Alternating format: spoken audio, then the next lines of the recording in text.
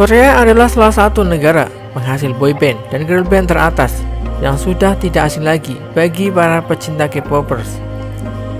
Korea terletak di Asia Timur yang berada di antara Tiongkok dan juga Jepang. Korea terbagi menjadi dua, yaitu Korea Selatan dan juga Korea Utara. Walaupun dulu Korea adalah satu kesatuan negara. Lalu, sebenarnya apa sih penyebab konflik yang membuat Korea ini terpecah belah?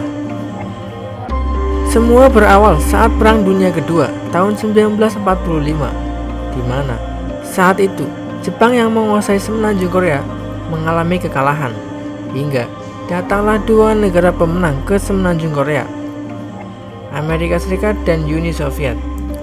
Amerika Serikat dan Uni Soviet mengambil alih Korea dengan tujuan untuk mempersiapkan kemerdekaan negara Korea. Korea bagian selatan dikuasai oleh Amerika dan bagian utara dikuasai oleh Uni Soviet. Amerika membantu pembentukan militer di selatan dan Uni Soviet di utara.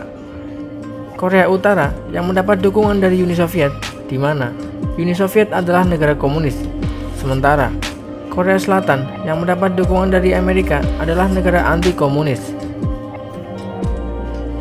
Invasi Korea Utara membuat Amerika khawatir. Itu adalah langkah pertama dalam upaya komunis menguasai dunia, sehingga para petinggi Amerika memutuskan negaranya ke medan perang.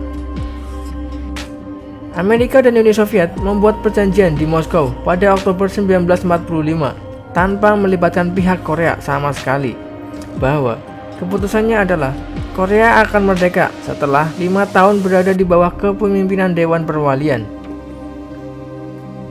Keputusan itu membuat pemicu kemarahan dari rakyat Korea sendiri, dan akhirnya melakukan revolusi di bagian selatan. Korea Selatan di bawah kepemimpinan Chiang Man-ri menentang keputusan perwalian dari Amerika dan Uni Soviet di Korea.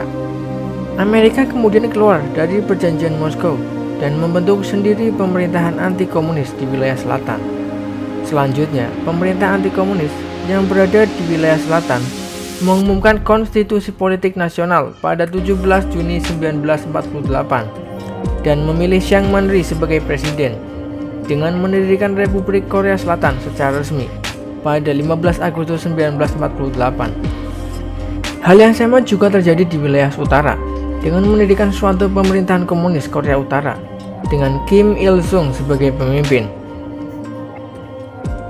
Setelah kedua negara tersebut mendirikan negara secara resmi, Korea Utara dan Korea Selatan terlibat perang saudara yang merupakan perang saudara terbesar dalam sejarah yang dimulai sejak tahun 1950 hingga 1953, di mana korban bukan hanya warga sipil Korea, tetapi juga puluhan ribu tentara sekutu dan Uni Soviet.